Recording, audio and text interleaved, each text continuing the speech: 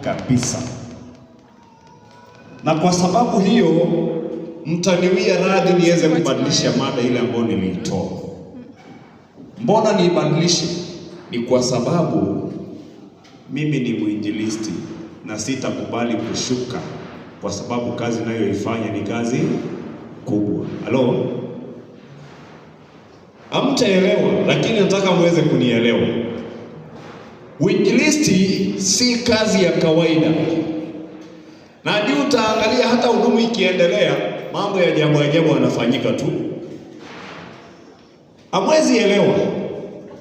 Kama kuna kitu ambacho shetani anapambana nacho, anapambana liwe liwalo, injili isiweze kufikia walimwengu. Na ndio unaona tuko katika ibada, ujenzi unaendelea, si jambo la kawaida. Naomba msomaji mzuri wa Kiswahili anisomee kitabu cha Nehemia 6 aya 3. Msomaji mzuri wa Kiswahili, wakati tunasoma Kiswahili nipende kupata watu watatu. Tunaanza promotion kwa design hiyo yake. Wale bwana wako kule nje, wanaojenga kule nje, nataka tuwabariki na vitabu, maana huwezi elewa ujumbe huu. Tunaanza promotion kwa design hiyo na tunafanya promotion, lakini naomba msomaji anisomee kitabu hicho. Nehemia 6 aya 3. Inasema, nami nikawatuma wajumbe kwao, nikasema hii kazi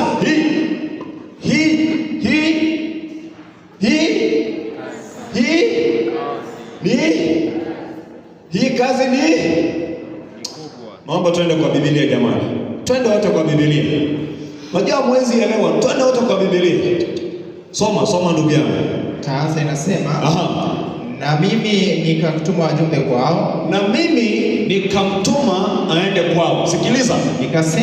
Sikiliza moja kidogo. Na mimi leo Mungu anatutuma mimi na wewe twende. Angalia kule nyuma, twende wapi? Twende. Alafu nikasema hii ni kazi kubwa ninayofanya. Hii kazi inayofanyika humu ndani, kinachofanyika humu ndani si kitu kidogo. Alikuwa mwambie jirani yako si kitu kidogo. Si kitu kidogo, ni kazi kubwa. Ni kazi kubwa. Hata nisiweze kushuka. Sasa nawezaje kuacha kuhubiri kwa sababu ya ujenzi? Ngoja kidogo mwalimu. Nawezaje kuacha kuhubiri kwa sababu ya nyumba inajengwa? Na achaje? Unatoa wapi nguvu ya kuacha kuimba eti kwa sababu ujenzi unaendelea? Unatoa wapi nguvu ya kutosonga mbele? Sio nyinyi, nazungumzia kule nilipotoka. Wanapoambiwa songe mbele, hawasongi kwa sababu hawaelewi kazi wanayoifanya. Sikiliza, kazi hii ni kubwa sana, si kazi ndogo. Na sina uwezo wa kuacha kuhubiri kwa sababu ujenzi unaendelea. Na ni kwa sababu hiyo natamani watu tuweze kusimama ili tuweze kuwapelekea wale ndugu vitabu. Na nimejaribu kuangalia vitabu hapa, sikuviona. Lakini nataka niwapelekee kitabu hiki kinacho kwamba iwapo siku ya leo ingekuwa ni siku yangu ya mwisho, sijui kama ni wangeendelea kujenga. Sasa hii kazi si kazi ndogo sana. Kwa hii roho nataka watu 16.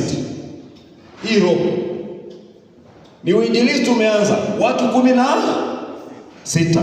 Hii roho nataka watu 16. Hii roho nataka watu 16. Msimame na kitabu hiki. Vitabu hivi vitatu. Viwili vinawaendea wale mafundi wanaojenga pale huduma ikiendelea. Waangalia kama leo ingelikuwa siku yao ya mwisho, sijui kama wangeendelea kujenga kuliko kumchagua Mungu. Nataka watu 16 waje hapa na shilingi 100. Watu 16 wanaosema kwamba hii kazi si kazi ndogo, wanaotaka kubariki mtu na kitabu. Naomba watu wa imani waweze kusimama. Kuna hapa kuna. Asante dada, asante. Njoo watu 16. Sitaki watu wengi. Hiyo ndio kazi imeanza. Hii ndio kazi imeanza. Shika hichi kitabu. Hiyo ndio kazi imeanza. Na shilingi 100, watu 16. Hii injili Injili haikuhitaji watu wengi. Wakati Sanballat na Tobia walikuwa wanazuia ujenzi wa nyumba ya Mungu isiendelee, wewe unatoka kwa roho gani? Unatoka kwa roho hii. Sasa roho hii naomba uje hapa. Roho hii naomba mje hapa. Sasa nyinyi mkitaka kubaki hapo, nyinyi bakini. Kwa hii roho mje hapa. Wakatikati wako wapi? Wakatikati wako wapi? Wakatikati jioni hapa mbele. Hii kazi si kazi ndogo. Sasa msomaji ukikuja sawa tu, njoo na Biblia yako utasomea ukiwa hapa mbele. Sasa hapa bado watu hawajafika. Msomaji naomba urudie fungu. Labda wajeelewa. Sikiliza. Wakati kazi ya Mungu ilipokuwa inaendelea, Shetani alipojaribu kuleta mbinu zake za kuzuia kazi ya Mungu isiendelee, Nehemia anasema kwamba kazi hii inayoifanya sio kazi nini? Si kazi ndogo, ilikuwa ni kazi kubwa. Na akatuma watu akawaambieni kwamba nendeni muambie kwamba hii kazi siwezi kushuka, maana imenipasa mimi niweze kuwa hapa ili jina la Mungu liinuliwe. Hivi unatoa wapi? Wewe uliye Facebook, sikiliza, naomba weke simu yako kando kidogo, sikilize ujumbe huu. Nehemia alipokuwa anasikiliza ujumbe huu, alipokuwa anafanya kazi ya Mungu, nataka msikilize hii pointi vizuri. Alipokuwa anafanya kazi ya Mungu, kuinua jina la Mungu juu ya uinjilisti, alipokuwa anajenga, wakatuma Sanbalati na Tobia, wakatuma watu wao, wakamwambia Nehemia kwamba shuka. Wakamwambia Nehemia fanya nini? Shuka. Nehemia akatuma nao wajumbe. Ndio maana nimewaita watu hawa. Hii roho ujumbe nataka muwapelekee wale watu kwamba haiwezekani tuache kusikiliza hii injili kwa sababu ya ujenzi. Lakini imependeza sana tukiacha ujenzi tumtukuze huyu Mungu. Tumpe tu Mungu heshima kidogo ya uhai aliyotupa. Na ndio maana anasema kwamba hapa watu 16. Bado wangapi wamebaki? Ama hao wanaweza kununua hicho kitabu wenyewe. Unajua ni baraka mwezi yetu. Nehemia akasema kwamba hii kazi inayofanyika hapa sio kazi. Msomaji naomba urudie hilo fungu vizuri. Labda kuna watu hawajapata. 3 Nehemia. Na mimi nikatumwa akasema hii kubwa ninayoifanya mimi. Hii kazi tunayoifanya hapa, sikiliza, mwambie jirani yako ujumbe huu. Kazi ya uinjilisti sio kazi ndogo. Mwambie. Na mwambie kama ungelisikia kwamba si kazi ndogo, ungekuwa umeshasimama. Mwambie. Unajua mtaelewa, watu wa wanafunzi wa Bomet hamjambo. Sasa mlitegemea nije kufanya nini? Mlitegemea nije kufanya nini? Sasa ninaomba tusimame kwa sababu hii kazi si kazi ndogo. Tumeimba wimbo namba 51. Wimbo ule, yule dada aliposikia ujumbe kama huu, dada aliyepata upofu ndani ya miezi 6, alikuwa 3 weeks anapata upofu, lakini ndani ya moyo wake anasema kwa habari hiyo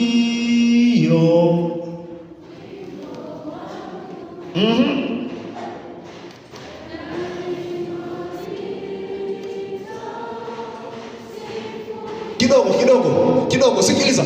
Pamoja na upofu aliokuwa nao, pamoja na ulemavu aliokuwa nao, anasema kwamba daima nitamsifu.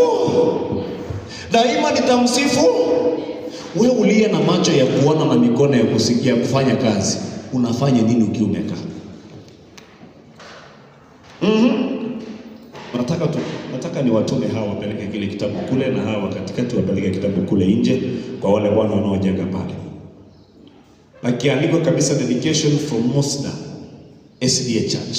Mkiwabariki wale bwana. Sasa mbona mmekaa? Why you still seated? Aya. Mko ngapi hapa? 1 2 3 4 5 6 7 8 9. Bado watu wangapi? Huyo wa saba yuko wapi? Aya, nipata watu 14 hapa. Watu 14 walio na 50. Watu 14 walio na 50. Naomba nyinyi msimame hapa. Wewe ni wa 100 ama 50? 100. Haya, 100 panda hapa juu. 50. We are doing the promotion. Na hivyo ndio mahubiri yameanza hivi. Asante dada kule nyuma. Kwa hiyo usiogope. Watu 14, 50. Na pale pia tufanye vivyo hivyo. Pale tumefika wangapi? Haya, wale 50 naomba msimame hapa. Tunamaliza alafu tunawatuma kule nje, mnapeleka kitabu hicho. Hapa mko wangapi? 6. Tumebaki watu wangapi? Wewe ni wangapi? 50, 100. 100. Sawa, njoo huko. Hapa tumeongezeka. Naomba tufanye hivi. Tumefika wangapi? 1 2 3 7. Tumebaki wangapi? Ungekataa kusimama. Nilikuwa na kungoja. Ungekataa kusimama, hakuna pocket money natoka nyumbani. Na wewe unafanya nini umekaa? Simama hapa. Watu wangapi hapa tumefika? Wangapi hapa tumefika? 10. Tumefika 10. Bado watu 6. Haya, nipate watu 12 kutoka hapa. Watu 12 wa shilingi 50. Njoo. Nataka tuhubiri pamoja na nyinyi leo. Leo sitaki kuhubiri mwenyewe. Kazi hii haihitaji watu wasiokuwa na bidii. Asante dada. Wa 150. 100 safi. Unajua ukikuja hapa mbele unagusa tu na roho unasema 100. Sasa wewe usiogope. Hii pesa nani amekupa? Ni Mungu. Sasa usiogope. Wale wamekamilika ni kina nani? Nyinyi mmekamilika? Mmekuja wengi hata. Sasa naomba treasurer chukua pesa alafu muende pale nje mbariki mtu na kitabu. Treasurer wa hiyo timu nani ako na kitabu? Wewe ndio treasurer wetu. Okota hiyo pesa, muende muombe na wale watu muwapate kitabu kimoja. Okota pesa, kama ni kwa simu wakuwekee kwa simu. Wabariki wale watu na kitabu. Muende muombe pamoja nao, muwabariki na hicho kitabu. Mbariki mmoja. Hapa tumekamilika. Bado watatu. Mimi nitakuwa hapa. Tumebaki 2 hapa. Treasurer utaniona baadaye nitakutumia pesa. Tumebaki 2 hapa. Hapa ni 100. Hakuna 50, si ndio? Tumebaki 2 kwa hii roho ya katikati. Nani mwingine anataka kuhubiri? 2. Tupate watu 4 wa 50. Asante. 50,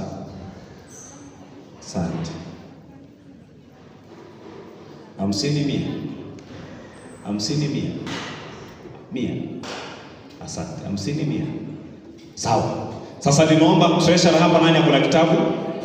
Sawa, treasurer kusanya pesa, muende muombe na fundi mmoja kule nje, mwambie ikiwa leo ingekuwa siku yako ya mwisho, ungeendelea kujenga neno likihubiriwa au ungefanya nini? Twende tuombe nao pale nje, muhubirie ujumbe. Hivyo ndio tumeanza. Hii timu tumekamilisha.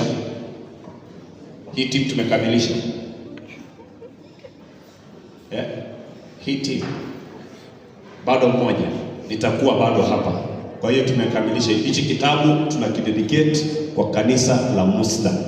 Ikiwa leo ingekuwa siku yako ya mwisho, ungefanya nini? Ungeendelea kukaa wakati kazi inaendelea kufanyika ama ungefanya nini? Treasurer utakusanya hizo pesa, alafu tutaomba baadaye kwa sababu hicho kitabu. Mungu awabariki sana. Asante. Sasa wakati huu wanaendelea kufanya mambo hayo, kubali tuweze kuangalia mada yetu ya leo. Uinjilisti, kazi ninayoifanya ni kazi kubwa, siwezi kushuka.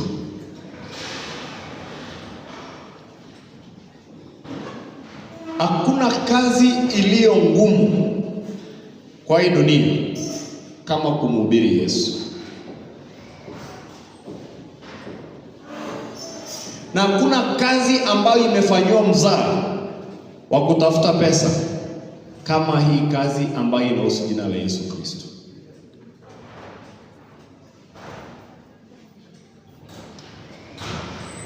Si hapa, tazungumzia kule nilipotoka.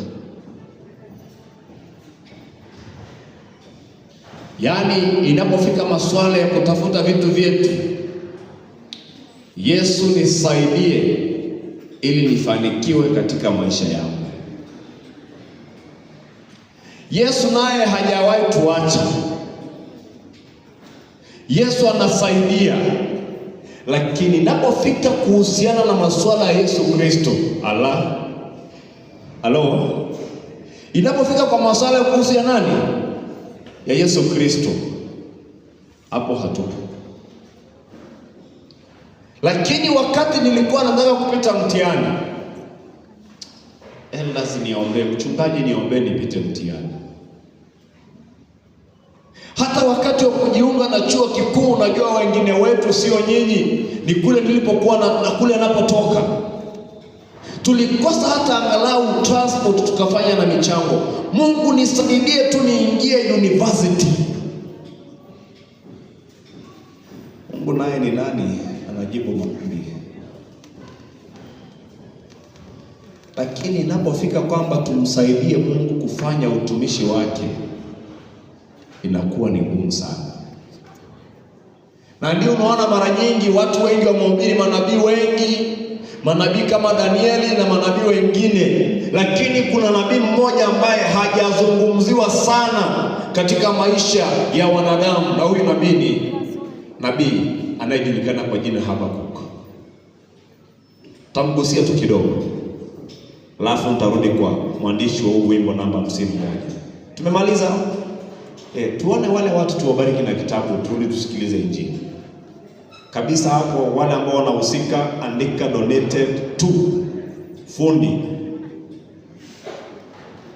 Donated by Musda, donated to fundi wanaojenga pale nje. Mwabariki na kitabu, waweze kuelewa kwamba kuna wakati Mungu ni mkubwa kuliko ujenzi ambao wanaofanya, na huyo Mungu ndiye amewapa utaalamu waweze kusikiliza injili wakati injili inahubiriwa.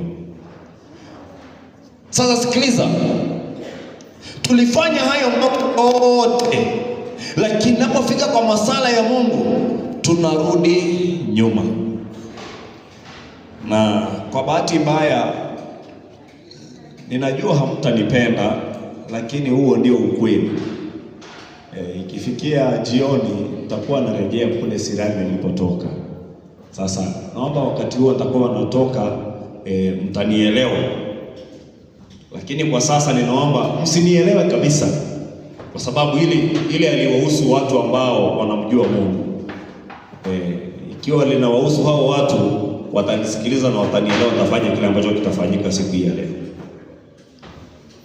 Sasa basi, Mungu ni Mungu ambaye ametupatia uwezo na nguvu na vyote vilivyomo, na ndio maana mwandishi wa kitabu cha Habakuk 2 anasema hivi kwa Kiswahili 1.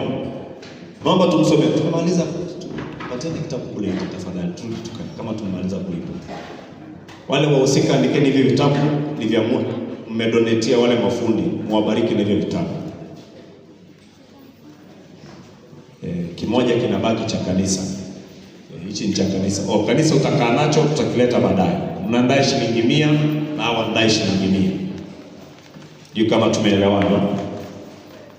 Hivyo ndio tumeanza promotion kwa design yake. Tubariki wale mafundi kabla waende jamani, tafadhali. Wale ambao wamebariki mafundi tuwabariki kwanza. Twende pale nje tuombe nao na tuwabariki na kitabu. Na kama wako wanazidi, mtuambie hapa mbele. Tuambie ili tuweze kufanya jambo lingine. Yule ambaye hajapata kitabu tumpe na kitabu pia. Somaji. Habakuku 2:1. Habakuki 2:1 inasema mimi nitasimama katika zamu yangu. Na Habakuki anaposikia kuhusu habari ya uinjilisti, Habakuki ana ujumbe mmoja. Kwanza anasema atasimama kwa zamu yake. Andika hiyo, pigia mstari. Nitajiweka juu ya mnara. Lakini 2 anasema kwamba si tu kusimama kwa zamu yake, atasimama kwa mnara ili kila mtu anapopita aweze kumwona Habakuki akiwa amesimama imara kwa sababu ya niaba ya Mungu. Nitaangalia ili nione atakaloniambia. Lakini pia nambari 3, ataangalia, ataangaza aone ni kitu gani atakachoweza kuambiwa kuhusiana habari ya Yesu Kristo, na jinsi nitakavyojibu katika habari ya kulalamika kwangu. Lakini pia atachunga sana maneno atakayoweza kuyajibu. Mstari wa kidogo. Neno la kwanza, atasimama kwa zamu. Atasimama kwa zamu. Muleze jirani yako, wewe unasimama kwa zamu yako.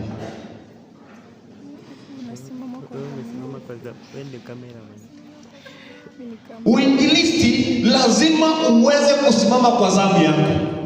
Hauhitaji mtu aje kusimama kwa niaba yako.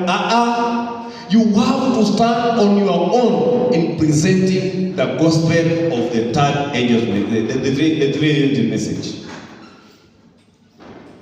Maana ujumbe wa malaika watatu umetengwa kwa kila mtu aweze kusimama kwa zamu yake. Najua hamtanielewa, lakini sikiliza, mwandishi wa Mathayo 28:19 na 20 nasema kwamba nendeni mkawafanya mataifa wao watu. Mkifanya namna gani? Msomaji nenda pale. Sikiliza, hamtanielewa. Habakuki anaposikia habari ya uinjilisti alielewa imenipasa kusimama kwa zamu yangu. 28:19 inasema, basi enendeni mkawafanye mataifa yote kuwa wanafunzi. Msomaji kidogo. Kina nani waenende? Kina nani waenende? Sisi. Kina nani waenende? Sisi. Jamani, kanisa mjambo, kina nani waenende kule nyuma? Jamani, najua mtanichukia, lakini huo ndio mtanichukia, lakini ukweli ni kwamba mimi na wewe tulipokubali kuitwa wana wa Kristo, tulikubali kutwishwa mzigo wa kwenda kueneza injili kwa ulimwengu. Jamani, hiyo pointi nimeitoa mbali. Nimeitoa mbali. Sikiliza. Ulipokubali kuwa mwana wa Kristo, ulijiingiza sehemu ambayo imekupasa mimi na wewe tuhusike kuwafanya wana wa ulimwengu kuwa wana wa Mungu. Aya bwana, mimi na hiyo nitainunua tu. Inatoka shilingi ngapi? Jamani, hiyo amina inatoka shilingi ngapi? Niinunue. Amina hiyo iligharimu maisha ya Mungu mwenyewe. Iligharimu damu ya Yesu Kristo. Moja, utanielewa? Naomba mnielewe. Hiyo amina ambayo nahitaji muweze kumwambia Mungu, sio mimi, ni kusema kwamba na iwe hivyo mbele za Mwenyezi Mungu, not me. Lakini unataka niinunue. Sikiliza. Wakorintho wa kwanza 6:19. Sikiliza. Yaani hiyo pressure nayo, hiyo pumzi ambayo unaitumia, hiyo pumzi ambayo inatakikana iseme amina, you don't own it. Soma. You don't own it. It is not a guarantee useme amina, kwa sababu hata usiposema amina, viti vitasema amina. Hello. Hebu soma. Inasema namna gani? 6:19.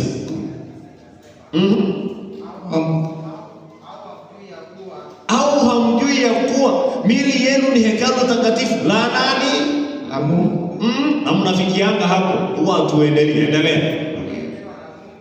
Tena tumepewa na nani? Na Mungu. Alafu ati nini? Do you own yourself? Nani hapa anajimiliki? Nani hapa anajimiliki? Sasa iwapo kama hatuwezi kujimiliki, mbona ninunua amina kutoka kwetu? Mbona tusimpatie Yesu amina? Utakaposikia pointi ya muhimu, jamani, kubaliana useme kwamba na iwe hivyo kwa niaba ya nani? Ya Yesu Kristo. Amu nyamazi. Sikiliza, Habakuki alielewa imempasa kusimama kwa wakati wake yeye mwenyewe, lakini pia anaposimama alikuwa tayari asimame ili aonekane. Halo, asimame ili afanye namna gani? Aonekane. Hivi wewe katika masuala ya Ukristo unasimama uonekane ama unaendelea kujificha? Uliza jirani yako. Maana mchana wa leo nataka nione wale ambao wanajificha na wale ambao wanataka kuonekana. Muulize jirani yako, utakuwa upande gani? Wa kujificha ama kuonekana? Halo, atakupa jibu wewe mwenyewe, lakini kwa wakati huo ukifika tutaona wa kujificha watajificha. Habakuki alisimama kwa mnara ili aonekane. Akiwa na makusudi gani? Taa yako naifanye namna gani? Taa yako na iangaze ili walimwengu wapate kuona matendo yako makuu, wamtukuze Baba wa nini? Halo, kitabu gani? Mathayo? Mathayo? Mathayo ngapi? Mathayo? Mathayo ngapi? Halo, Mathayo ngapi? Mathayo 5 ngapi? Isaya, ile kile Isaya. Soma basi, soma msomaji. Sikiliza. Mbona Habakuki anasimama katika mnara? Mbona anasimama katika mnara ili aonekane? Alikuwa na makusudi gani?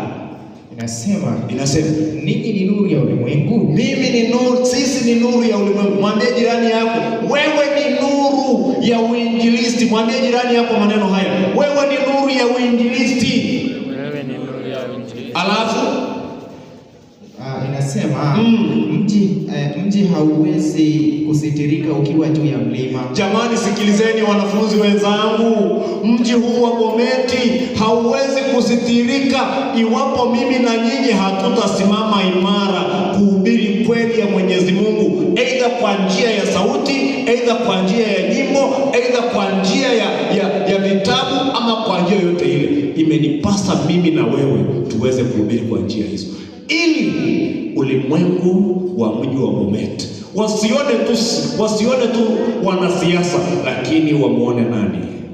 Yesu akiinuliwa. Amen. Yesu aweze kuinuliwa. Amen. Sikiliza wapendwa, endelea msomaji. Wala watu hawawashi taa na usiwashe taa yako. Sikiliza wapendwa, Mungu anapokubariki na vitu, Mungu anapokubariki na una uwezo wa kitu fulani, jamani, usifiche.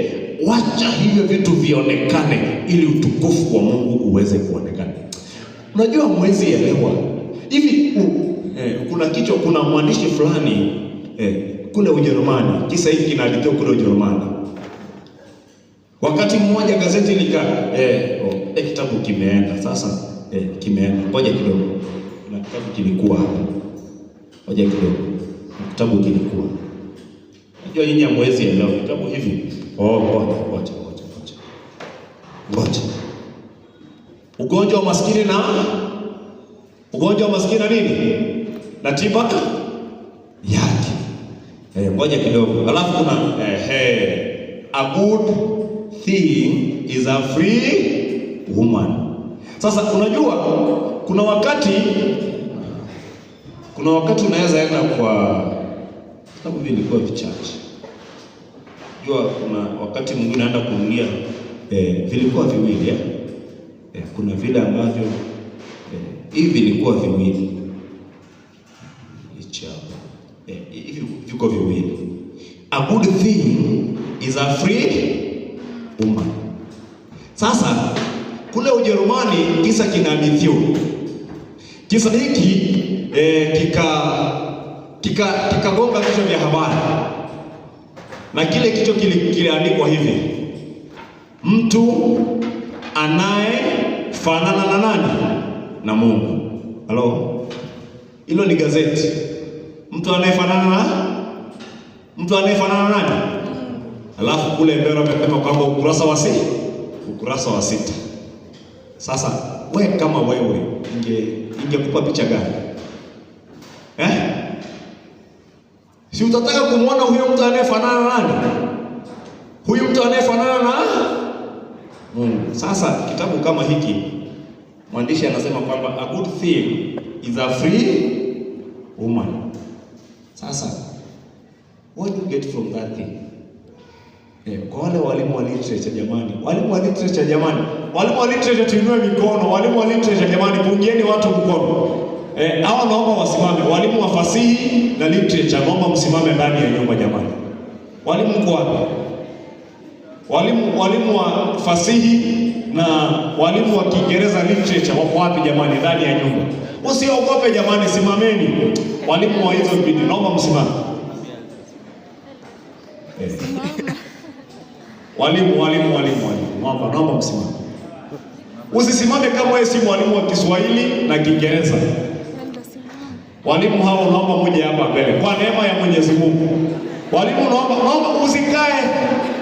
Walimu naomba muje hapa mbele. Ukikaa unasema kwamba hiyo kozi ambayo Mungu amekupatia si ya kwako. Ulifanya kwa ukora. Wewe usikae tafadhali. Tafadhali naomba muje hapa mbele. Walimu naomba muje hapa mbele. Tumeanza promotion kwa design yake. Kwa hiyo ukiguswa kidogo wewe unasimama tu. Unasimama tu.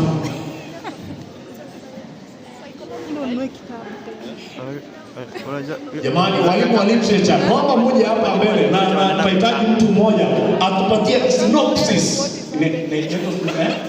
Muktadha, si ndio? Naomba jamani, walimu wa Kiswahili na Kiingereza ni wengi Bomet. Nawapendekezea kama mkimaliza shule Mungu awabariki mpate kazi. Na mpate kazi, mfundisha watoto wetu Kizungu kizuri. Wewe ambao usemi amina wewe na kuona wewe si unazungumza na wewe. Jamani, tunawapendekezea kwamba walimu wa Kiingereza Mungu awafungulie njia na mpate kazi. Amen. Wale mkigraduate tu hivi hakuna kukaa nyumbani. Haleluya. Jamani, mwalimu wa Kiingereza mmoja yuko wapi? Mwalimu naomba wewe uje hapa mbele. Na wa Kiswahili yuko wapi? Mwalimu wa Kiswahili, sawa. Sasa jamani, naomba mtudadavulie hii synopsis ya kichwa tu cha kitabu. Alafu tutafanya jambo fulani. Wa Kiingereza wako wapi? Walimu wote wa Kiingereza naomba muje upande huu. Wa Kiswahili mwende upande ule. Usiende mwalimu, unatudadavulia hapo. Alafu Waenglish kaeni hapo. Wa Kiswahili jamani, Kiswahili kitukuzwe. Naomba tukae hapa. Unajua baada ya sisi kuondoka tunaacha Bomet University tunaenda kule nje. Na lazima tuache vitabu ili wanaokuja wapate kusoma. Wa Kiswahili chukue hichi kitabu. Sasa wa Kiingereza naomba mtudadavulie. Alafu na pia wa Kiswahili pale mdiscuss mtudadavulie. Sikiliza sasa hiki kisa. Kichwa cha gazeti kilikuwa kinasema mtu anayefanana na nani? Na Mungu. Hilo gazeti lilinunuliwa. Lilifanya namna gani? Lilinunuliwa watu wakiwa na ajenda moja, wanataka kujua huyu mtu anayefanana na Yesu yuko vipi? Si hata unataka kujua ama niache kuelezea? Wangapi wanasema niendelee? Wangapi wanasema niendelee? Wangapi jamani, inueni mkono. Wangapi wanasema niendelee? Jamani, wale ambao wanasema niendelee naomba mnipungie mkono. Sikiliza. Yule bwana, kichwa cha habari kinasema namna gani? Mtu anayefanana nani? Na Mungu.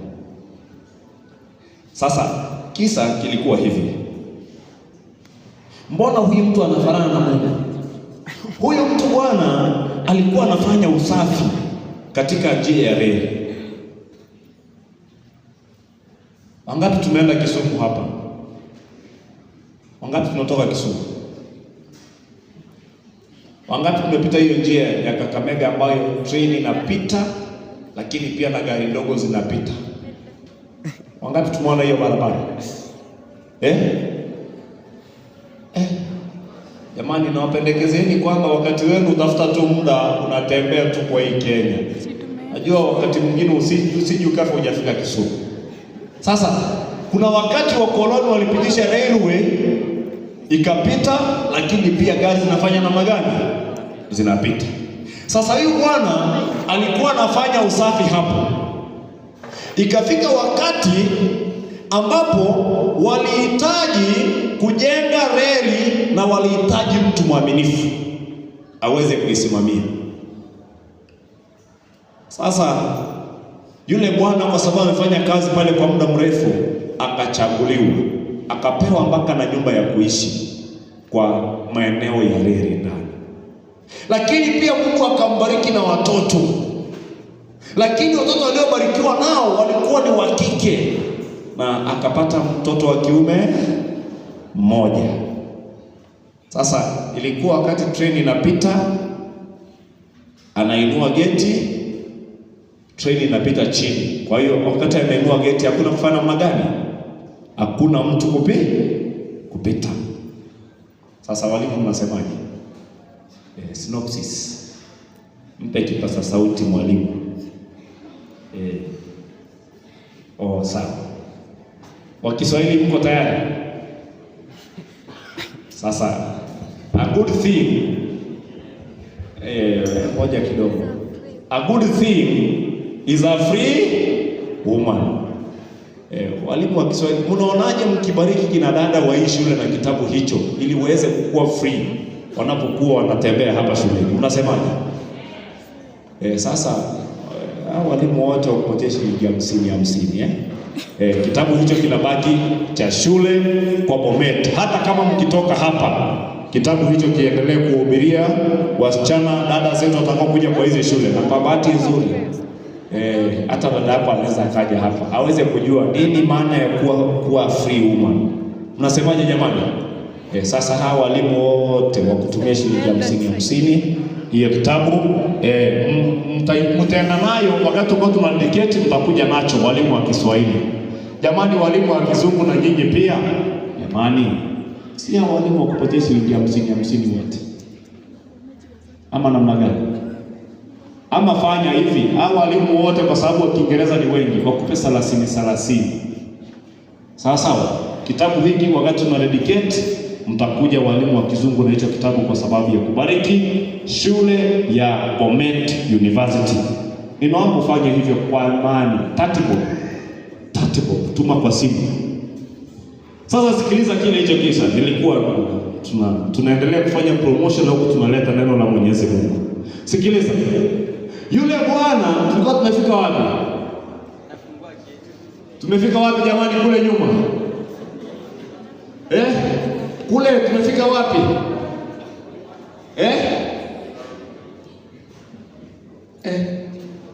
Jamani, Yerusalemu kule jamani, tuko vipi? Yerusalemu, hamjambo? Dada yangu aliyevaa nguo nyekundu, shikamoo. Si yule nasema kule kwetu. Sikiliza.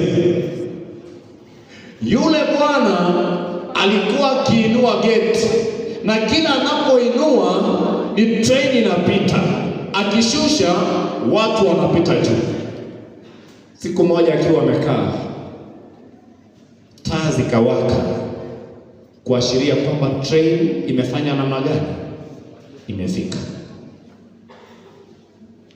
Jamaa kama kawaida yake ni aenda afungue nini? Ainue. Najua ile geti ya kuinua hivi.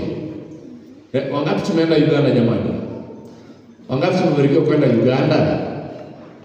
Jamani, geti inakanyagwa hivi, inainuka. Alafu kama ni gari zinafanya namna gani? Zinapita. Na kama ni watu wanapita. Yule bwana alipoenda kukanyaga gate ili train ipite, mtoto wake wa pekee alikuwa wapi?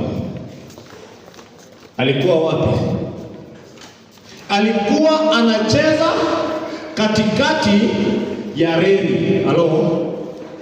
Alikuwa anacheza katikati ya nini? Anacheza katikati ya nini? Katikati ya na train imefanya namna gani? Jamani, ingekuwa wewe ungefanya nini? Ingekuwa wewe ungefanya nini? Nipate majibu upande huu. Jamani, hapa Golgotha, kama ni wewe ungefanyaje?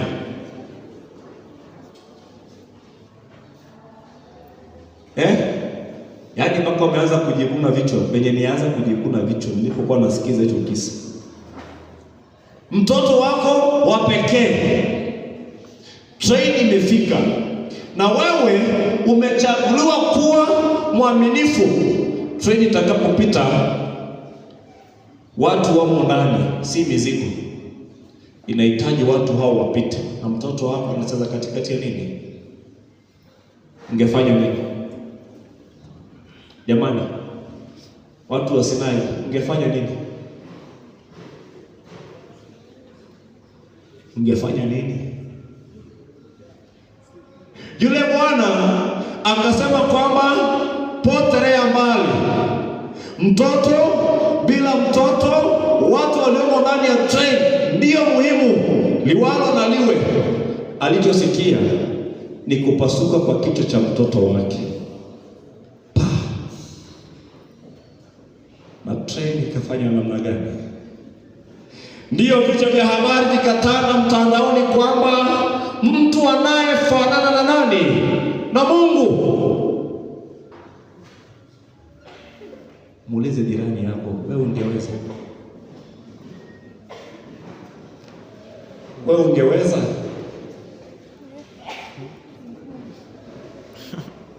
Sikiliza wapendwa, haijalishi yale ambayo ulio nayo, haijalishi yale ambayo yanakusibu.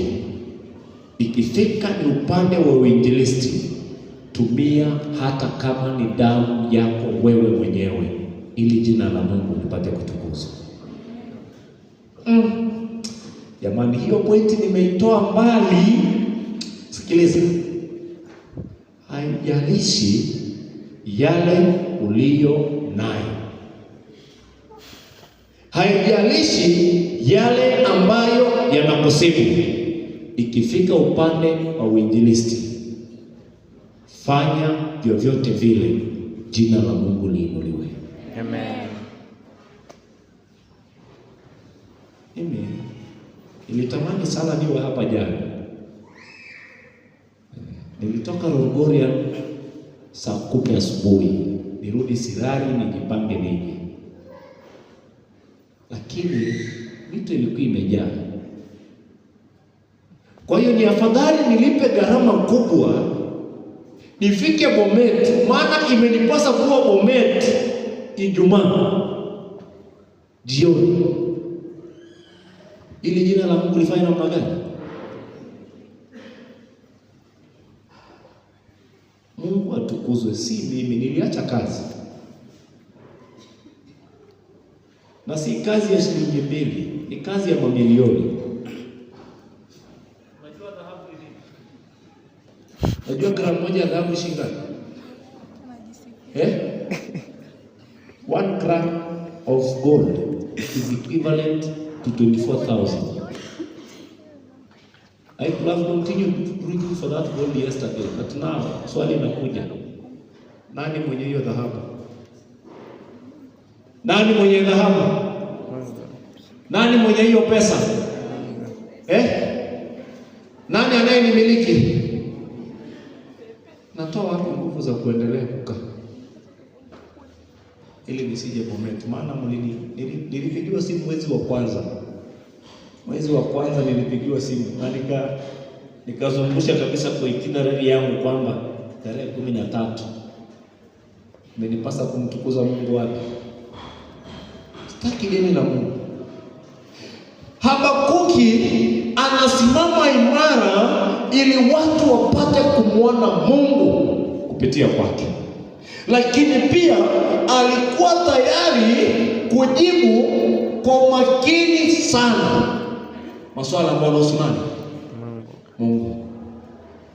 Na ndio unasoma stanza inayofuata Habakuki 2:1, lakini sasa usome inayofuata ya pili inasema namna gani? Andika Habakuki, right? Habakuki anafanya hayo yote, lakini sasa sauti ya Mungu inamujia. Inasema namna gani msomaji? 2 mstari wa 2 mstari wa 2. Bwana akajibu. Sikiliza, akasema kidogo. Tunapoanza Habakuki 1, nani anazungumza? Ni Habakuki mwenyewe. Aya pili napoanza, nani anazungumza? Sasa sikiliza sauti ya Mungu, soma msomaji. Bwana akanijibu akasema. Bwana akamjibu Habakuki akisema, iandike jonzi ukaifanye iwe wazi sana katika vibao. Andika Habakuki. Write Habakuki. Mwambie jirani yako, andika. Mwambie andika. Maana imepasa Mungu aweze kuinuliwa kupitia yale ambayo utayaandika. Ili asomaye apate kusoma kama maji. Kwanza iwe njozi. Iwe nini? Njozi. Sijui nani hapo lakini. Soma kwa Kizungu. Inasema, yake kwa Kizungu. And the Lord answered me and said, write the vision. Write that vision. Ngoja kidogo. Write that vision. Wasabato wa Msda, what is your vision in the Lord's ministry? Mmoja niambie, elda yule ambaye yupo, si wale ambao wamechaguliwa. Naomba wale elda ambao bado mko wapi jamani? Elda ambao mko wapi? The current elders, not the incoming.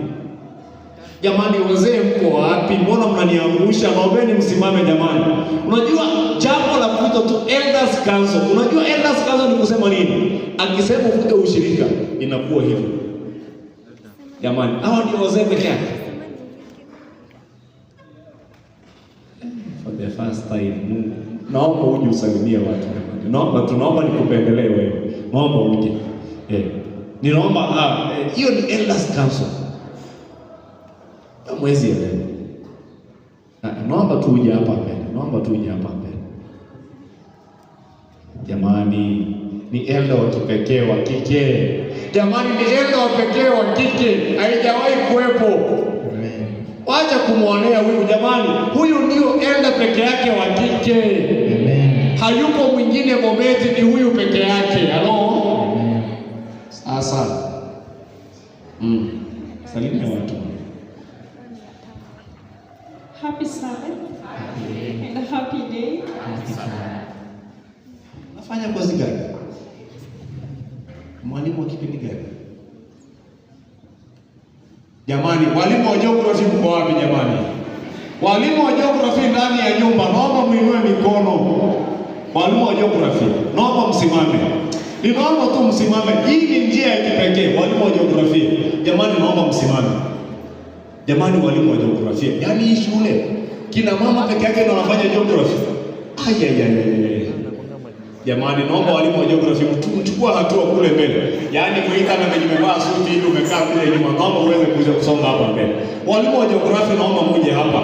Lazima tuache alama. Walimu wa jiografia naomba muweze kuja hapa mbele. Yaani hamwezi kuwa na elder wa kike mmoja peke yake. Alafu mnatoa wapi nguvu ya kukaa? Kwaya iliimba hapa wimbo wa sifa. Ile kwaya imeimba wimbo wa sifa wa kumpa Mungu nani? Sifa. Ile kwaya ni kwaya gani? Ni Musda? Musda. Ni Musda? Wakati nitakuwa naita wito mtakuja na huo wito. Walimu wa jiografia jamani, hamjambo? Wamekuja wote. Mnajua wale walimu wa jiografia hapo. Msiwaache, ondoe anayejificha. Naomba uweze kuja. Wewe nazungumza na wewe, simama. Unajua walimu wa geography ndio watu peke yake watakwambia dunia imetoka wapi, dunia iko wapi, na dunia inaelekea wapi. Wanatuambia the earth is spherical, si ndio? Lakini hapa tunawaambia kwamba the earth is never spherical. Anayejua dunia iko vipi ni nani? Ni Mungu. Na kwa sababu hiyo, walimu wa jiografia, ninaomba muangalie huyu elda. Shilingi 1200 ubariki shule hiki kitabu. Halo? Walimu wa jiografia, nenda pale umalizane na sasa mgawane hapo hapo majukumu. Hiyo tunafanya promotion. Ni promotion ya kipekee. Sasa sikiliza hiyo. Tulikuwa wapi? What is your vision? Kama Muslim. What is your vision? Nyinyi kama wasabato ambao mliteuliwa kama wazee, vision yenu ni gani? Wala ambao mnaenda jamani, wala ambao mnatoka, ninaomba Mungu awasaidie msiende sana, mwe karibu na sisi. Inasema namna gani? Vision yenu inasema namna gani kama wasabato?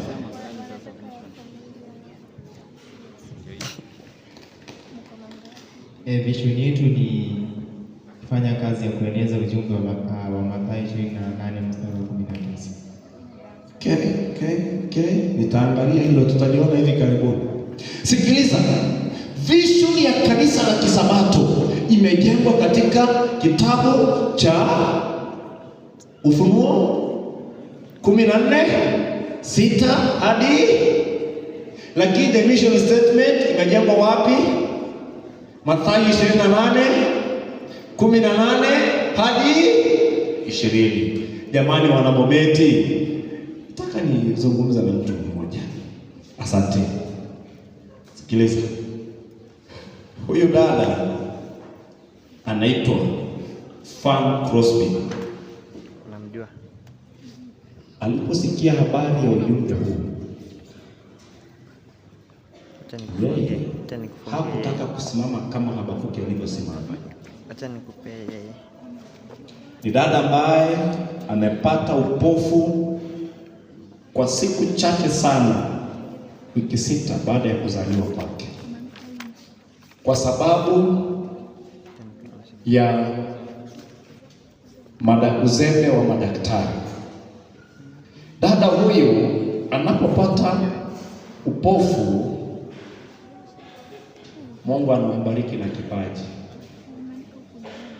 Na kipaji ambacho Mungu alimbariki nacho ni kipaji cha kipekee cha utunzi wa nyimbo.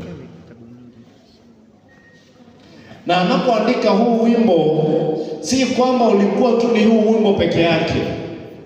Wimbo namba 51 anauandika kwa sababu ya rafiki yake aliyejulikana kwa jina Phoebe Keller. Phoebe anaanza kutengeneza, anakuja na ala za muziki na anatengeneza muziki wa kipekee, alafu anamwambia dada Crispy, eka maneno kwa muziki huu. Ile dada hakusita, anaanza ujumbe wake, anasema kwamba blessed assurance, Jesus is mine. Does not matter what I am going through, but what I know, Jesus is mine. Naomba tuimbe huo wimbo sasa kwa ustadi. Kwa Kiingereza namba ngapi? Kwa Kizungu namba ngapi? Kwa wale ambao wako na ile kitabu ile kubwa ni 608, hii kitabu ndogo ni 462 if not wrong, si ndio? Sasa naomba tuimbe huo wimbo kwa umakini sana, ukifuatilia neno baada ya nyingine. Koresta jamani, tuongoze. Na ninaomba tusimame tuimbe huu wimbo kwa ujasiri, alafu tutakuwa naita wito wa kipekee. Naomba tuweze kusimama. Walimu wa jiografia wanafanya jambo hapo saa hizo, alafu utakuwa naita wito. Utakuwa naita wito kwa kipekee. Huu wito si wa kila mtu. Mwanamke huyu pia ameandika wimbo namba 177 kwa lugha ya Kiswahili. Tutaimba nyimbo zote mbili, lakini naomba tuimbe Blessed Assurance, Jesus is mine. Koresta wetu yuko wapi? Walimu wa jiografia wamemaliza? Jamani, tunasemaje kwa walimu wa jiografia jamani? Mungu afanye namna gani? Elda wetu, naomba wakati ambao tunadedicate kitabu utakuja nacho na walimu wenzako. Mungu akubariki sana. Jamani, Koresta yuko wapi? Yule bwana alikuwa na sauti nzuri yuko wapi? Yule bwana alikuwa amevaa Nigeria. Umeelekea wapi?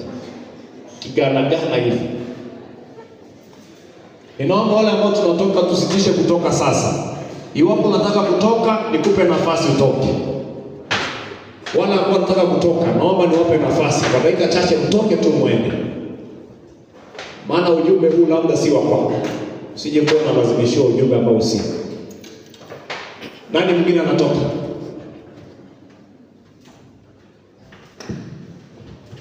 Hai, Mungu awatangulie mnapoenda nyumbani. Sawa. Tuimbe wimbo huu. Blessed assurance, Jesus is mine. Sing. Blessed assurance, Jesus is mine. Oh, what a fortress of glory divine, and of salvation, purchase of God, born of His Spirit, washed in His blood. Kidogo. Shika break. Sikiliza ujumbe huu mzito. A hair of Salvation. Alafu anasema namna gani? Purchased of who? Who has purchased you? Who has given you that life? Hello? Who has given you that breath? Bombeti jamani. Hamsaidii kuhubiri. Sikiliza huyu mwanamke. Anaposikia ujumbe wa uinjilisti anakuja clear. Blessed assurance. Jesus is mine. Nobody owns Jesus. Mother salvation. Jesus is mine alone. Hello? Mother salvation is Jesus is mine alone. Say Jesus is yours alone. Huu ndio ujumbe wa mwanamke. Anasema namna gani? A hair of salvation, bought, purchased of God. Yaani kwa njia inasema kwamba nimenunuliwa off. Wale walimu wa kizungu jamani, tunashindwa kuexplain hiyo off inakujaje hapo. Lakini walimu wa kizungu naomba muitilie mkazo hiyo off. Born of His word, Spirit, and washed of His blood. Kwa hiyo kumbe haujatakaswa tu, tumetakaswa kwa damu ya nani?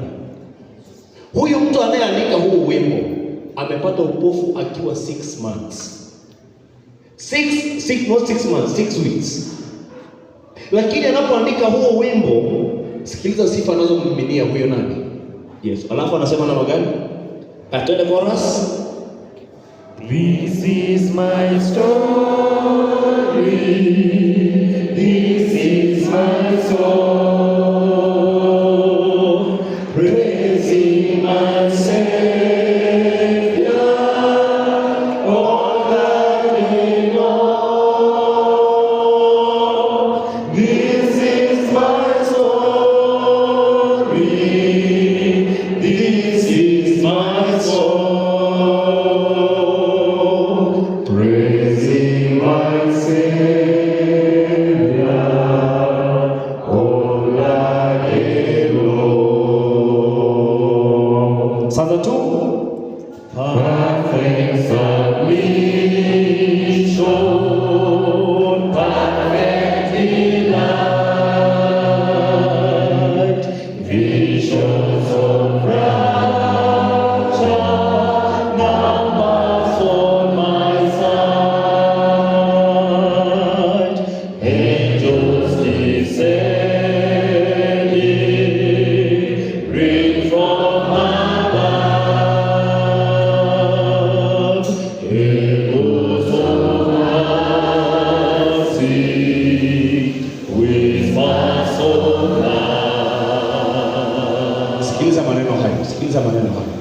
Sikiza maneno ya Bwana.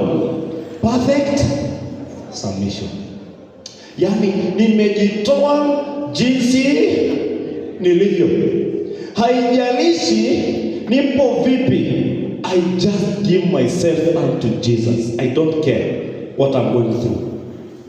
Perfect delight, a vision of rapture now burst my world. Yaani anaeleza, anaimba wimbo huu, anauandika akiwa na uchungu, anapojiangalia hana macho kwa sababu ya kunyang'anya macho yake. Si kwamba hakuzaliwa na macho, amenyang'anya tu macho yake. Lakini ninapenda maneno ya mwisho. Angels descending bring from above echoes of mercy. Yaani pamoja na changamoto nilizo nazo, ninapata huruma na neema kutoka wapi? Kutoka wapi jamani? Kutoka wapi? Tunapata hiyo neema kutoka kwa Mungu. Lakini anaendelea kusema kwamba not echoes of war but echoes of mercy. Anasema kwamba and the whisper of love.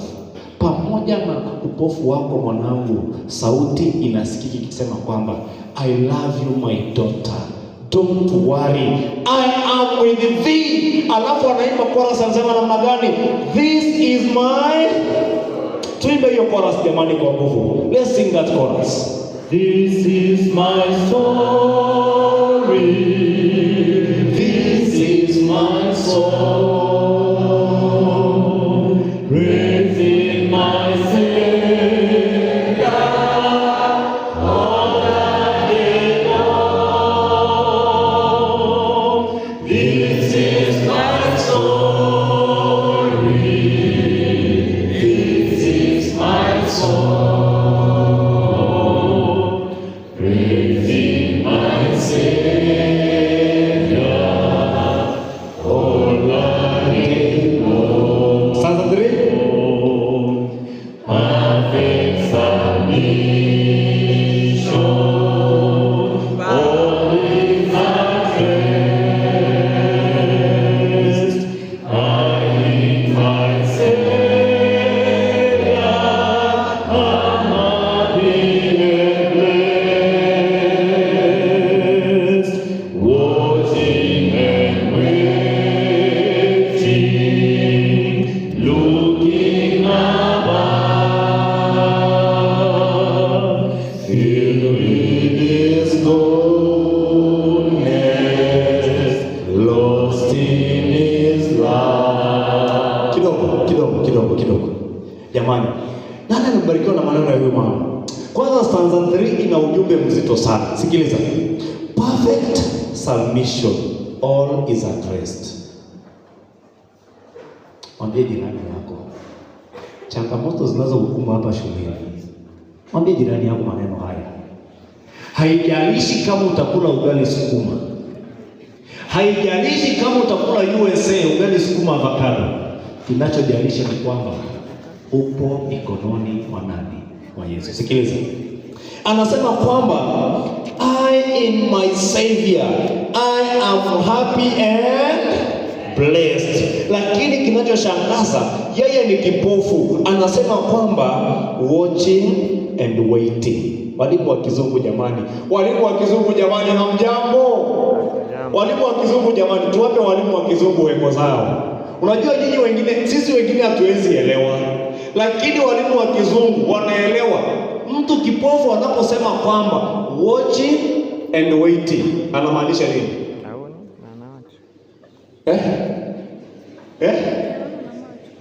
Unajua hiyo hawezi elewa, that's your literature. Walimu wa fasihi pia wanaelewa hiyo maneno sana. Yaani mtu anasema kwamba na utazamia, ninaona, ninaangalia, na anafanya namna gani? Na hana macho. Sikiliza mwanamke huyu anasema kwamba watching and waiting, na anaendelea looking above. Akamuuliza, dada kweli crispy, how are you watching and looking above and you don't see? Takuja hapo. Filled with His goodness and lost in His love. Wanapoendelea kudiskasi haya mambo, mwanamke yule anaandika wimbo namba 177 kwa lugha ya Kiswahili. Twende pale msomaji, twende na hiyo chorus. This is my story. Twende, hatuko vizuri kuimba, wengine hatuna sauti. This is my story. This is my soul, praising my Savior all the day long. This is my story. This is my soul, praising my Savior all the day long. Jamani, wanapoendelea kuwaza jinsi huyu mwanamke anaangalia kwenda juu, anaendelea kuwatch na kuwait, wanapomuuliza haya maswali mengi, mwanamke huyu akafikiria tena, akaandika wimbo namba 177. Lakini kabla niende kwa hiyo wimbo namba 77, nataka niombe na mtu mmoja hapa ndani ya mkutano. Jamani, wale dikonari ambao mko kwa zamu bado hamjatolewa, mko wapi? Naomba muje hapa mbele. Naomba dikoni mmoja aje hapa mbele. Dikoni mmoja. Yule ambao wako kwa zamu. Ukichoka kidogo unakaa, lakini kama Mungu akupatia neema, simama tena, mpe Mungu utukufu. Maana tunataka tufanye jambo la muhimu hapa sasa. Asante ndugu, asante. Usiende pale. Sitaki upatie watu shida. Naomba usimame hapa. Naomba usimame hapa. Shika hivi. Shika hivi hapa. Sikiliza. Mwanamke huyu pamoja na ulemavu wake, na upatiana namba yako ya M-Pesa ukikuja hapo na watu wa M-Pesa, sawa? Sasa sikiliza. Huyu mwanamke pamoja na ulemavu wake wa macho anasema kwamba praising my Savior all the day long. Haijalishi ulemavu ulio nao. By the way, naomba nifanye hivi. Wangapi tunataka kutoka sasa? Maana tunaingia katika sehemu ambayo imetuleta hapa. Yule ambaye anataka kutoka, tafadhali na kuomba kwa dakika hizi kabla tuingie kwa wito ambao ni wa kipekee, chukua nafasi yako utoke.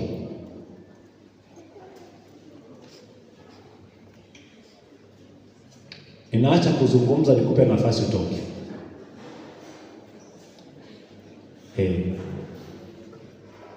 Hapo toka, Mungu akubariki. Kuluwe ndani.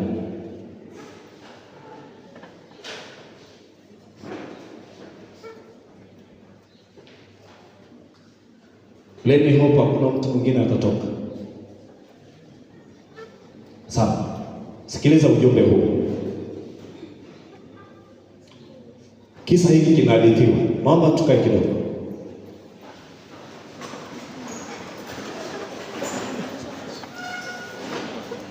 Kijana mmoja, mtoto mmoja, kaenda kanisani, kasikia wazee wanatoa matangazo, ndugu yangu usikae. Naomba ukae hapa mbele, sasa unanisaidia kuhubiri. Kijana huyu aingia ndani ya kanisa, kasikia elders wametangaza sabato ya wiki kesho. Sabato ya wiki kesho. By the way, nikiwa Kisii campus ilikuwa inafika sabato, tulikuwa tunajulikana Adventist men wanapenda chapati ya brown. Halo jamani, Adventist, mko wapi? Adventist ladies, where are you? Naomba muinue mikono jamani. Adventist ladies in the church, naomba muinue mikono. Nataka niwaulize swali jamani. Wanaume wa sabato hapo wanapenda nini? Chapati. Kumbe ni kama kule Kisii University tu. Sasa yule kijana akasikia wanasema kwamba sabato ijayo wageni watakao kuja tutakula chapati. Watakula nini?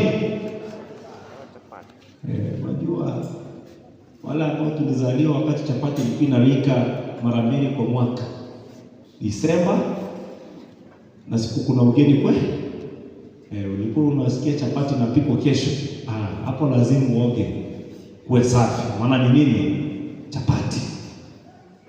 Yule bwana akaenda akamwambia rafiki yake, ndugu yangu, kesho Sabato ijayo kanisani kwetu kutakuwa na nini? Kutakuwa na nini jamani? Kutakuwa na... Yule bwana rafiki ya yule kijana hakuwa msabato. Hakuwa nini? Msabato. Anza kugesi nini kilitokea. Yule kijana afanya kazi yake yote wiki nzima, ilipofika Ijumaa jioni akakumbuka kutakuwa na nini? Kutakuwa na nini? Siku gani? Kesho. Jana akaandaa nguo zake asubuhi. Ile jioni ilipofika Sabato asubuhi akapiga nguo yake, hata kama nyumba ingechomeka hana hasara, kwa sababu amevaa nguo ya kwenda kula nini? Chapati. Kilichokuwa ndani ya kichwa chake ni nini? Chapati. Alipofika pale wakaanza nyimbo za Kristo, shule ya Sabato, matangazo, mahubiri. Kijana akauliza, sasa ndugu yangu niniambia kwamba kuna nini? Kuna nini? Mbona sijasikia hata harufu ya chapati? Yule bwana akamwambia, bwana, chapati niliyokuambia ni neno la Mwenyezi Mungu, ili hapa Sabato ya kweli. Haleluya. Sasa basi, leo ilikuwa hii wiki nzima umekuwa ukiambia watu kwamba kutakuwa na nini? Chapati siku ya leo. Sasa nataka nione na mtu mmoja. Chapati mtoka shilingi ngapi? 20 bob. Chapati ni ngapi jamani? Shilingi 20. Wiki hii nzima tangu mwezi wa kwanza mlipanga hii Sabato, mkiambia watu kwamba hiyo Sabato ya tarehe 14 kutakuwa ni Sabato ya chapati. Na chapati ambayo tulikuwa tunaizungumzia jamani, si chapati nyingine, ni neno la Mungu lililowekwa ndani ya vitabu. Na kuna wageni wapo miongoni mwetu jamani. Wageni wako wapi jamani? Nani si mshiriki? Nani si mshiriki jamani? Nimeona wale wageni waliokuja pale nje, mwabariki na chapati. Sasa hata baada ya sisi kutoka hapa tutakuwa tunaenda makwetu na shule ikabaki, na shule inabaki na inafai baki na nini? Na chapati. Sasa nataka niombe na watu wachache, si wengi. Wewe unasema kwamba unatamani chapati hiyo ambayo umekuwa ukisikia. Yoyote atakayekuja Bomet University apate hiyo chapati. Naomba uweze kusimama. Wakati wa koresi unatuimbia huo wimbo namba 77. Simama tu pale. Wewe kama uko na chapati yako shilingi 20, njoo nayo. Sasa sijui unatoaje shilingi 20 kanisani. Njoo nayo. Shilingi 20 yako, wewe panga laini yako, njoo hapa. Naomba tufanye upesi. Nipate nani mwingine aje hapa? Niko na mwingine. Niko nesi mwingine wa kike, sasa sijui kufanyaje. Ngoja kidogo. Sijui tunafanyaje hapa.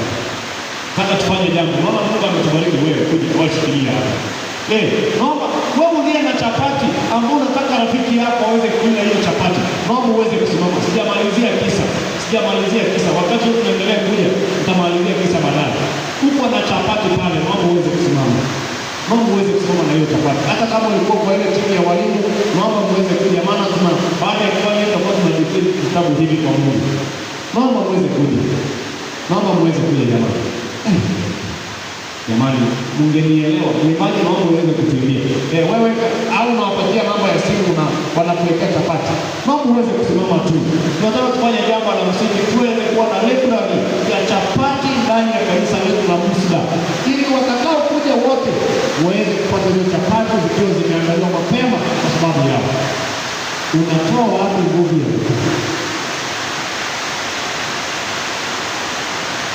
unatoa wapi nguvu ya kukaa?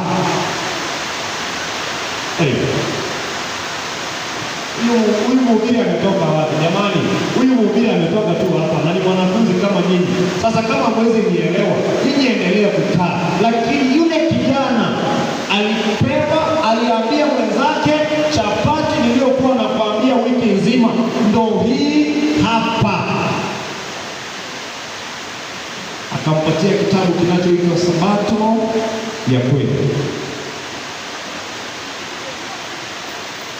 Hata mimi mwenyewe nitatoa chapati zangu hapo kabla sijatoka hapa mbele. Ukitaka kusimama na chapati ya kitabu kimoja, wewe njoo uniambie hapa. Lakini nyinyi wengine wote chapati $20. Halo, mwambie jirani yako, ukitoa $20 leo hautakosa kula ugali sukuma, lazima utakula kwa neema ya Mwenyezi Mungu. Kwa unatoa nguvu ya kukaa 20 bob. Na Mungu alijua kabisa, nilimwambia alijua kabisa hao waliobaki hapa ndio wanajua umuhimu wa chapati. Ndio maana ameleta mvua, pasiongezeke mtu na pasitoke mtu. Sasa unatoa wapi nguvu ya kukaa? Leta hiyo chapati. Mwimbaji, wimbo namba 177. Namba 177. Kazi yangu ikisana nikiokoka,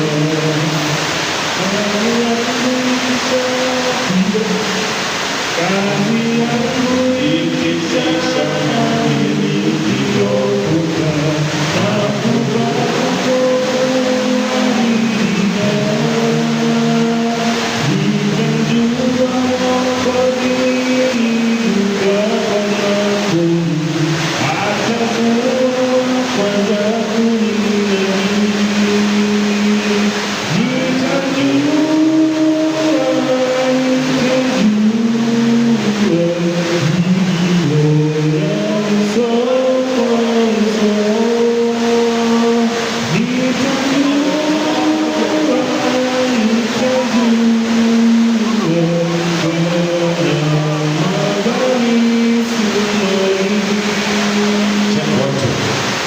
jamani, unatoa wapi nguvu ya kukaa?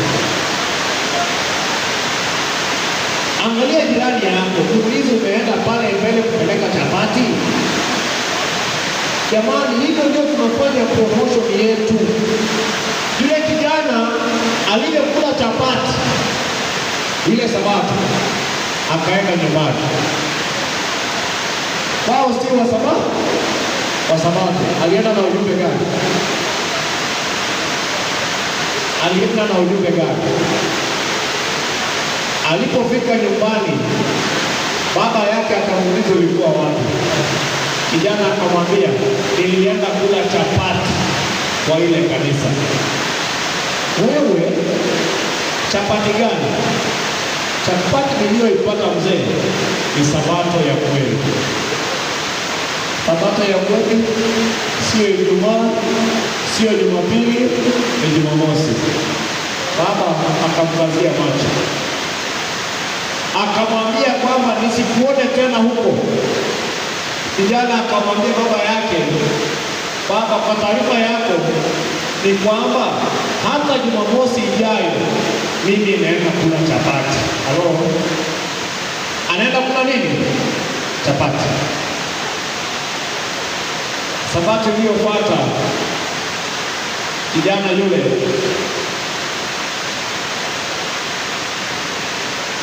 akaenda akajiandaa vizuri. Alipojiandaa vizuri, akafika mlangoni, akamwambia baba yake, ninaenda kula chapati kanisani.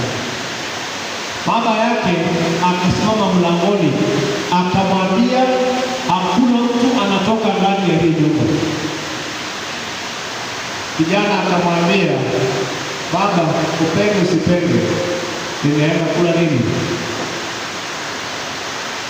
Kijana akamchenga baba yake hivi, Wakati baba yake hajakaa sawa, kijana akapita katikati ya miguu, akakimbia kwenda kula nini? Baba yake ndio huyo na fimbo. Muone baba yake na fimbo. akimkimbiza mtoto wake. Kijana alipofika hakukaa nyuma, akaja akakaa huku mbele. Shule ya Sabato ilivyoingia, wakakaribisha kila mtu, alafu wakauliza nani aliyekuja na mgeni? Nani aliyekuja na nini? Kijana akainua mkono. Mgeni aliyekuja naye, kijana alikuwa amekaa, baba yake amekaa kule nyuma. Kanisa yote ilisikia tu fimbo ikianguka chini, baba akasimama. Aliposimama, kijana akaonyesha, yule mzee ndiyo mgeni niliyekuja naye. Na mzee aliposimama akapatiwa zawadi ya kitabu kiitwacho The Great Controversy. Sasa walienda wakiwa maadui, wakarudi wakiwa marafiki, na jina la Mungu likafanya namna gani jamani? Likatukuzwa. Mchana wa leo natamani kuomba na mtu mmoja ambaye anasema kwamba pamoja na vile vitu vyote nilivyo navyo, ninaangalau kitabu kimoja kwa sababu ya kumpa Mungu utukufu. Uko ndani ya mkutano pamoja na wale ambao wameweza kununua vitabu, tuweze kuja hapa mbele. Hata mimi nitawabariki na vitabu 5. Tawabariki na vitabu 5. Tawabariki na ile vitabu kiko wapi? Nilichanganya. Kwa bahati nzuri mimi pia ni mwandishi wa vitabu. Tawabariki na vya kwangu 3. Tawabariki na kitabu kiitwacho Unabii Usiopaswa Kusahaulika. Nimeongelea muziki hapa ndani. By the way, jamani, Msida kwaya inaimba. Amen. Jamani, Msida kwaya inaimba. Busta. Jamani, Busta kwaya wanaimba. Unatoa wapi nguvu ya kutosema amina jamani? Unatoa wapi hiyo nguvu jamani? Sijasikia hiyo amina. Sijasikia hiyo amina. Jamani, Busta wanaimba. Nimewabariki na kitabu hiki, nimeongelea muziki ndani, wala wanataka kujua music reform. Lakini pia nimewabariki na kitabu kinaitwa Ufunuo wa Mambo Yajayo. Hivyo ni vya kwangu mimi mwenyewe, nimeviandika. Lakini pia tunajua hapa kwetu tunao ndugu zetu Waislamu. Si wapo? Si tunao Waislamu kwa shule? Jamani, sisi sote na hawa ndugu Waislamu ni watu wa baba mmoja Abrahamu. Nimewabariki na kitabu hiki. Kwa hiyo mtakapokuwa wafikia hawa ndugu zetu Waislamu, msiwaendee kwa ukali, ni ndugu zetu. Tunashindana tu kwa maneno. Muendee na kitabu hiki. Pia nimwabariki na vitabu vingine. Vilikuwa vitabu vidogo hivi. Nilikuwa nimeshaviandika kabisa. Angalia kwa hivi vitabu.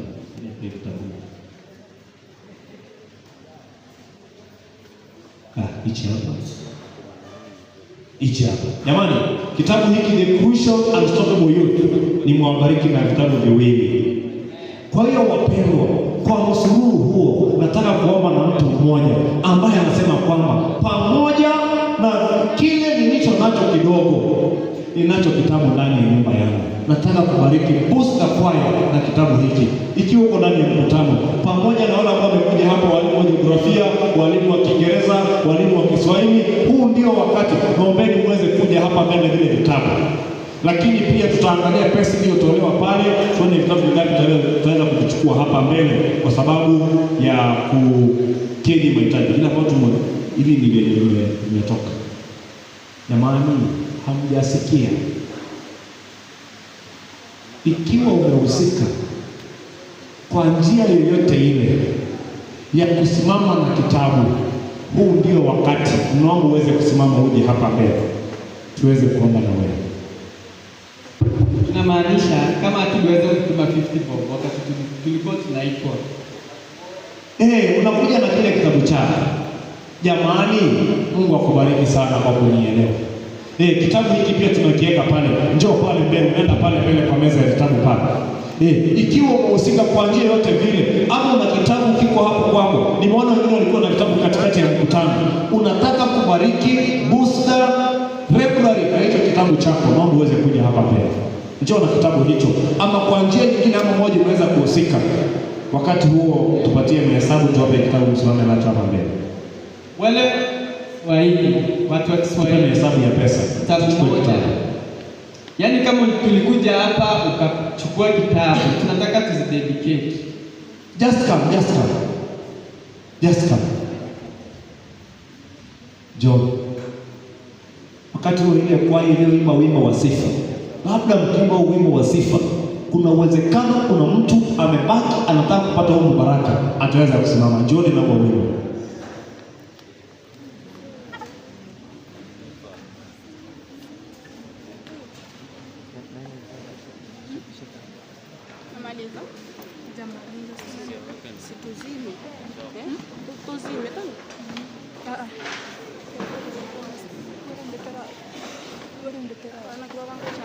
Hata wale ambao tunanunua kitabu kwa niaba ya mafundi na wale ambao tunanunua kitabu kwa niaba ya kubaki ndani ya library yetu, njooni, just come. This is the right time. Mwachie kwaya nafasi, tunaweza kusoma huko. Hii pulpit ni kubwa. Kama ni mwanakwaya ulihusika kwa kitabu, imba kwanza, alafu uweze kuja hapa mbele. Jamani, hiyo lugha tuelewe ama niongee Kizungu? If in any way you have supported the ministry of publishing in Booster Church, this is the time. I want to pray with such a person this afternoon. In any way, or if you have a book within your custody and you feel it is better, you wish to donate that book for Booster, this is the time. Just come. If you have the book with you, come with it. Stand with it here. That's the person I want to pray with.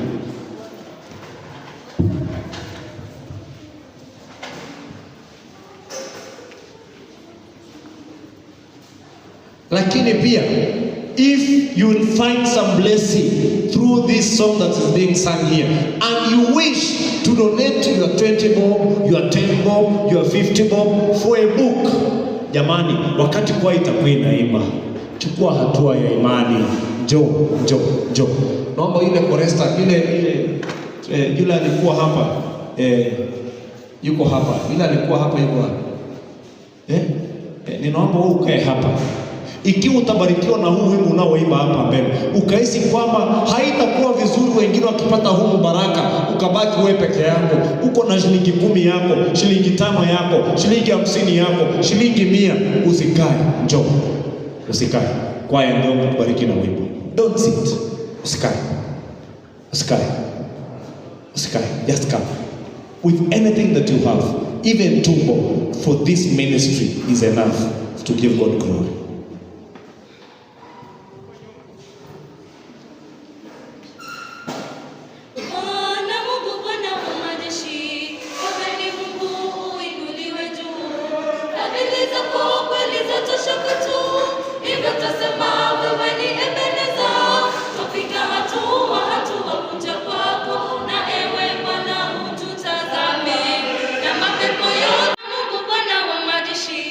Wewe ni Mungu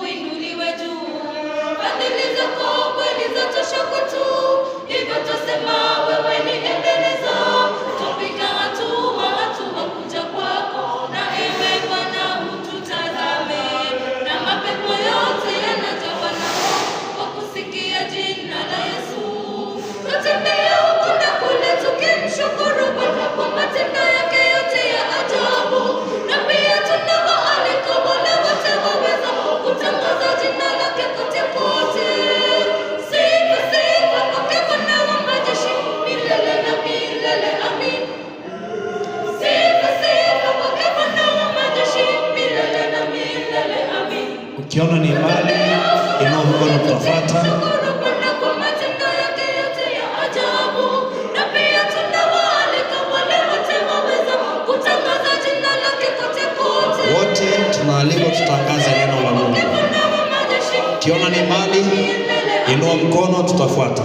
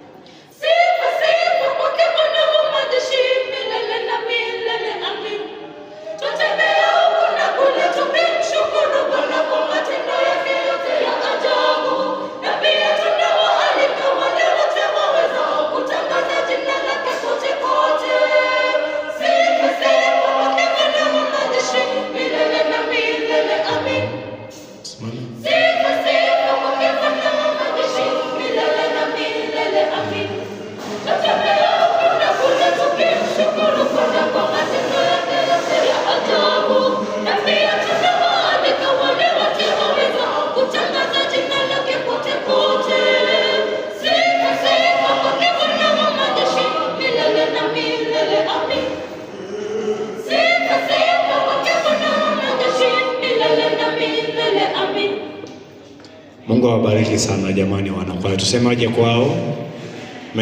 Ya kiroho. Baba yetu, vitabu hivi ambavyo viko hapa mbele zetu, twazikabidhi mbele zako ili uweze kuvitakasa. Mja wako yeyote atakapovipata ili akaweze kusoma kutoka vitabu hivi, Mungu naomba na kusihi Roho wako utangulie, uwe kiongozi na uweze kuwasaidia kwa njia yoyote ile. Yale ambayo tutayaomba nasi kwa umoja, twaomba wewe Mtakatifu utujibu kulingana na mapenzi yako, kwani hili ndilo ombi langu kwa jina la Yesu Kristo aliye Bwana na Mwombezi. Amen. The same spirit we pray. Mwenyezi Mungu, Muumba mbingu na nchi, twaja mbele zako wakati huu tusemani asante. Hatuna amdi kurudisha sifa na shukrani, manake wewe ndio uliyemwandaa mtumishi wako tangia kitambo ili aweze kujumuika pamoja nasi siku hii ya leo. Tumeweza kuona hakika mkono wako na umeweza kumtumia kama chombo kwa ajili ya kueneza ujumbe pahali sauti zetu haziwezi kufika, na hizi vitabu zitaweza kufika. Mungu wetu wa mbinguni, tunasema kweli tumeona uwepo wako. Wacha sifa na shukrani ziweze zikakurudia. Nataka kuwaweka wanabusta wale ambao wameweza kupiga magoti saa hii, hata pamoja na wale waliondoka kwa njia moja au nyingine. Mungu, tunajua kwamba ni wewe ndiyo mpaji uliweza kutupa ili tuweze kuitoa, na kwa maanake ulitupa, tunajua Mungu, wana na binti zako wamejitolea, si eti kwamba walikuwa nayo ikiwa mingi, ila yale kidogo ambayo wamekuwa nayo wameweza kuitoa kwa ajili ya kueneza hii ujumbe. Mkono ambaye imetoa uweze ukaibariki. Haimaanishi kwamba wale ambao hawajatoa kwamba ilikuwa ni kusudio lao kutotoa.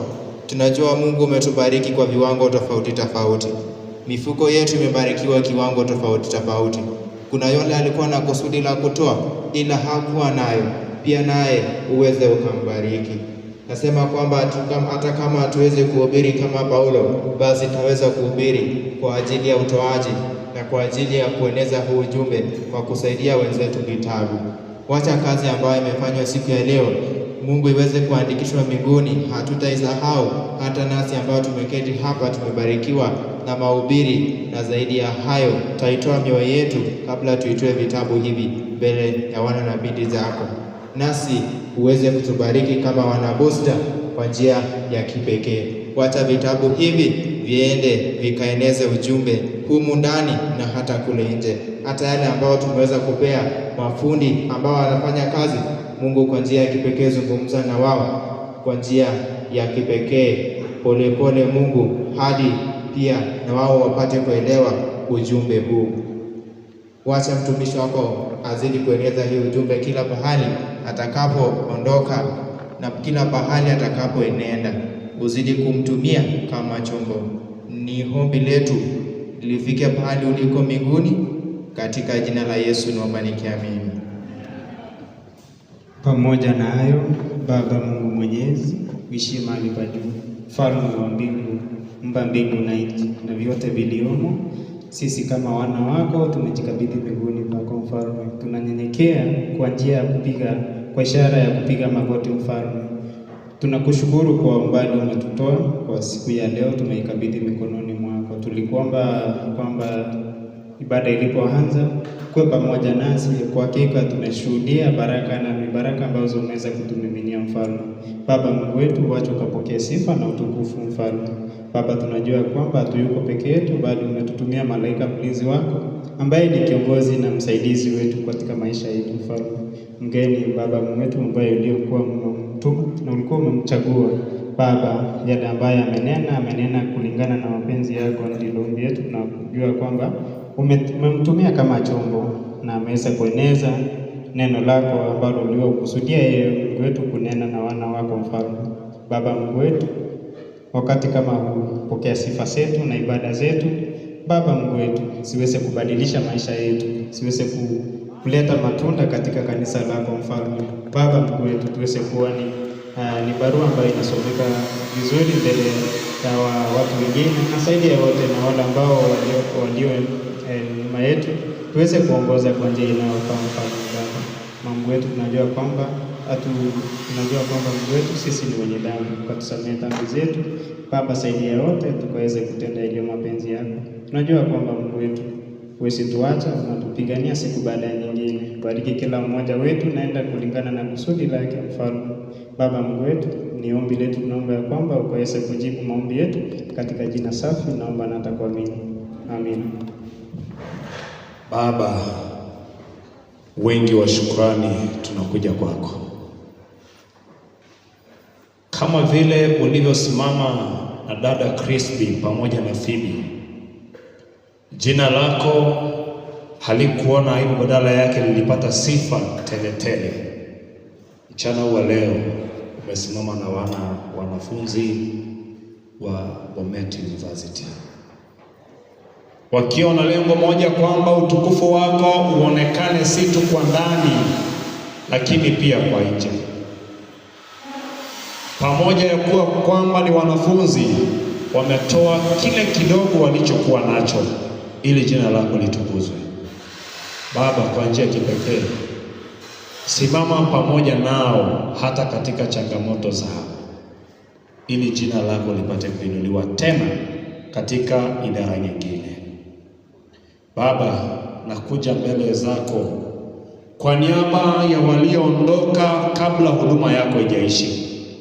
Baba, tunaomba kwamba kwa njia ya kipekee uwatembelee Wape dalili ya kuwa hakuna mtu anayepasa kuabudiwa isipokuwa wewe, ili siku nyingine wasifanye mzaha wakati huduma yako inaendelea. Simama pamoja nao, tumwomba katika Kristo na atakuamini. Amen. Jamani, naomba mkifanya recording msije kunisahau, uje kunitafuta kama atakuwa hai wakati huu. Jamani, wana Bosda, Mungu awabariki sana. Mungu awabariki sana. Ninajua kwa kazi tuliyoifanya si kazi ndogo, na ni kwa sababu hiyo nipende kualika wazee wa kanisa waliopo, na wale wazee waliopo, wazee wa kanisa, naomba muweze kuja. Wale ambao tumekuja na vitabu, we can bring them over here. Alafu wazee, ninaomba mtaviwekea mikono vitabu hivi pamoja na idara. For those having the books, you can come. Elders